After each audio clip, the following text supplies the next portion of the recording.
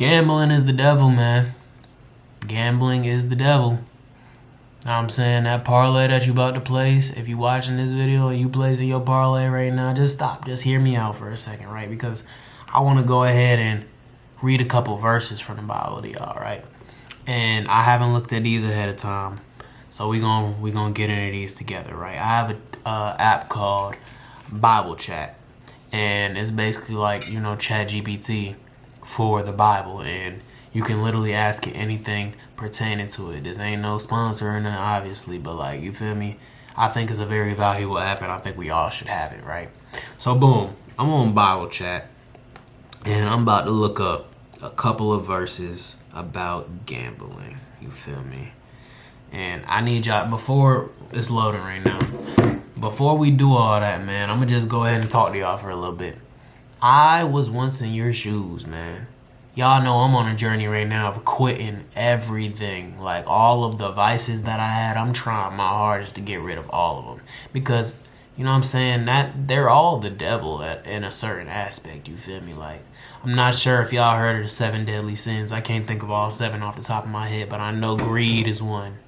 I'm saying we got greed is one of the 7 deadly sins. Lust is one of the 7 deadly sins. Gluttony, that's like overeating, and you know what I'm saying, when you're not even full no more, like when you're already full and shit. Excuse my language. And what else? Pride. J. Cole got a song, Pride is the Devil. You know what I'm saying? I think it got a hold on me. That's a hit.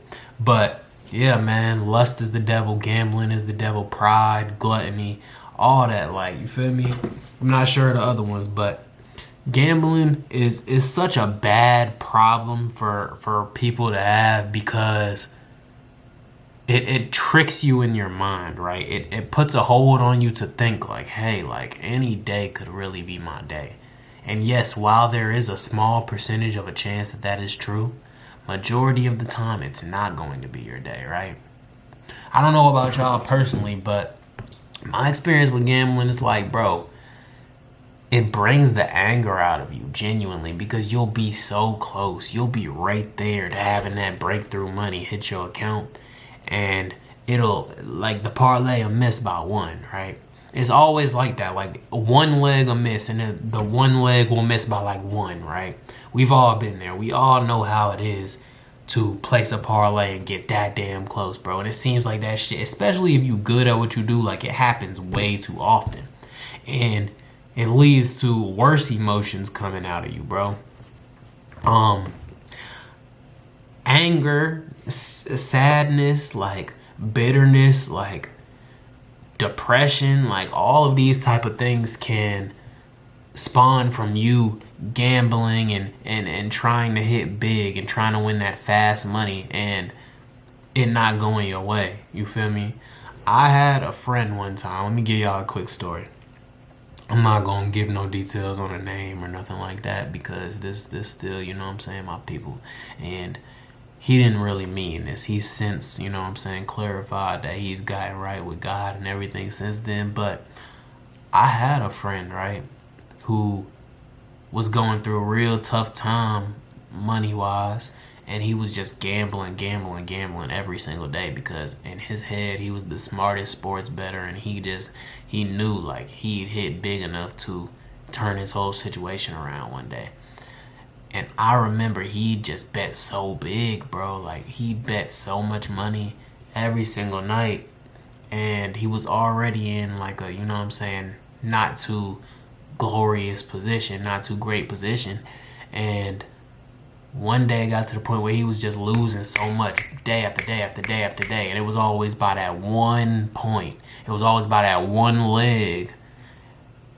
Like, I remember he got to a point where he literally just typed in our group chat. We got a little group chat with my people, and he literally just said, like, F God, like, why am I going through this? Why does it seem like nothing is going right for me? I can't get a job right now. I've been trying so hard to get a job. I'm trying to pay these bills, and it's like everything I do doesn't seem to be going right. And I remember hearing or reading that, and the main thing I thought was like, wow, like, And that is when I had a serious realization with the gambling thing. I'm like, bro, I need to stop too.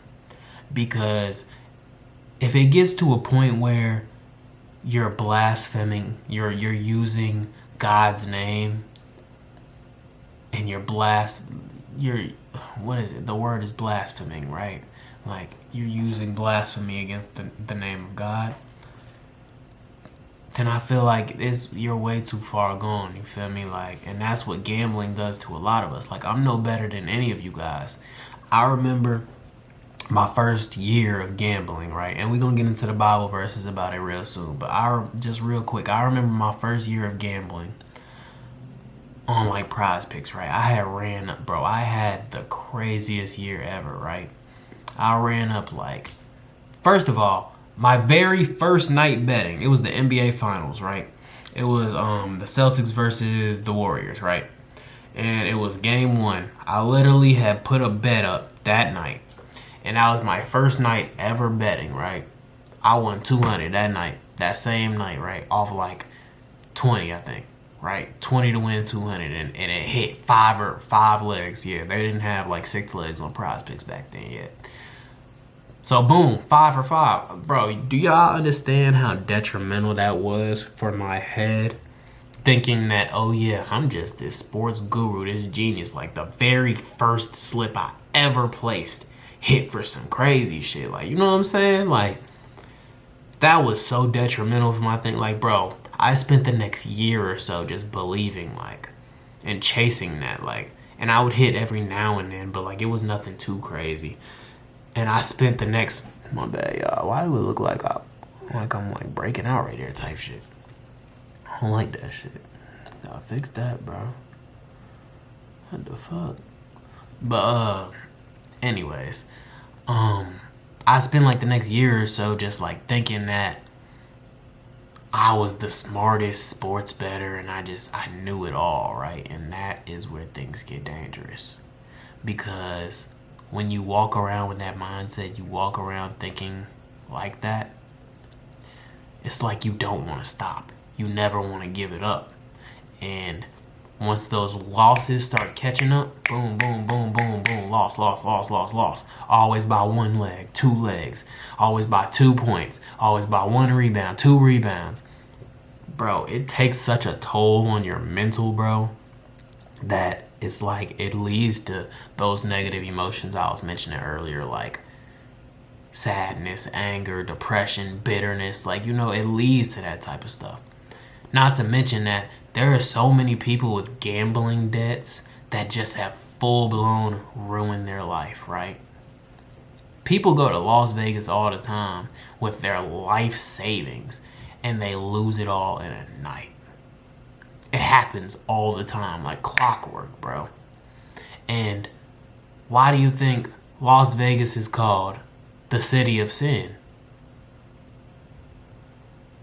Is it not called Sin City? Las Vegas, like, come on, man. And even like Miami or something, like, it's called Vice City. Have y'all ever really sat back and thought about the fact that it's literally called Sin City, and they're known for gambling? They're known for that. They're known for ruining people's lives. They're known for people throwing away their entire life earnings in a night. Miami is known for people giving into their vices, smoking, drinking, lust, women. Like, bro, y'all gotta understand, this shit is always deeper than what you think. Like, and that gambling shit, bro, it'll put you in such a nefarious position that it's just not worth it, bro. So I'm proud to say, like, I don't gamble pretty much nearly at all anymore. Like, if I do gamble, it's just on some real quick fun shit. It's some money I don't want to lose. And I probably have gambled in 2026 so far. I'd say, bro, I probably gambled a good 2 times the entire year, if that. Maybe once, maybe 1 slip.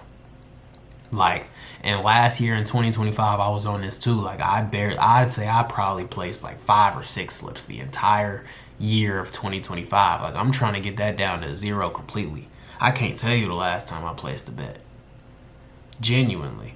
Like, it's just not good for y'all. It's not good for you, man. And that's really the message I'm trying to get across to y'all. But real quick, I'm on Bible chat. It loaded for me. We're gonna look up, give me the best Bible verses about gambling. And I'm gonna read you what it says, you guys. Come on. Okay.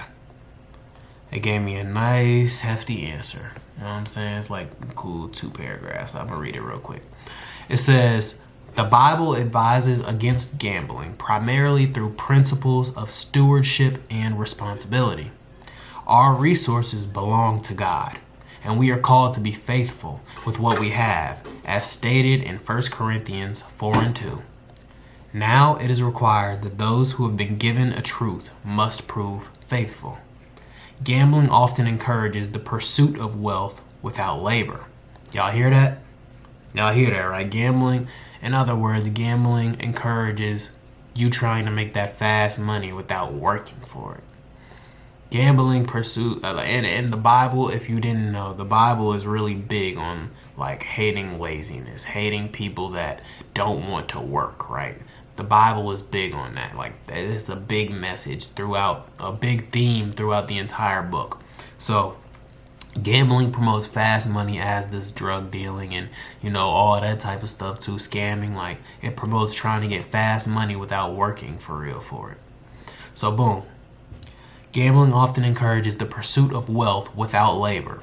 Described in Proverbs 12:11, those who work their land will have abundant food, but those who chase fantasies have no sense. Moreover, God expects us to manage our finances wisely and to honor our debts. As noted in Psalms 37:21, the wicked borrow and do not repay, but the righteous give generously. Financial irresponsibility can impact our relationship with God, as emphasized in Hebrews 10:26. Financial irresponsibility can impact our relationship with God. Hold on, before I keep reading, because I just tried to speed through that real quick, right? And that leads right back to the exact example I just gave you, right? Of my people, my homie, like, he literally said, like, F God, like, why am I going through this? I can't win a bet that I place. I've been trying to get this job, and it just seems like everything is against me. And he literally said, F God, like, y'all see my voice just naturally gets, like, quieter while I'm explaining it, because it's just so crazy to believe. And I'm glad that he turned it around. He's repented time after time after time, and he's since really worked on his relationship with God, and I applaud that. You know what I'm saying? Shout out to him. Like, he's cutting out so many vices now and really turning everything around, and he's in a much better position. But it was such an eye-opener to me, you guys. Like, financial irresponsibility can impact our relationship with God. That's huge, as emphasized in Hebrews 10:26. If we deliberately keep on sinning after we have received the knowledge of truth, no sacrifice for sins is left. Ultimately, pursue integrity in all financial matters and seek His guidance to use your wealth for generosity and good deeds, as instructed in 1 Timothy 6:17-19.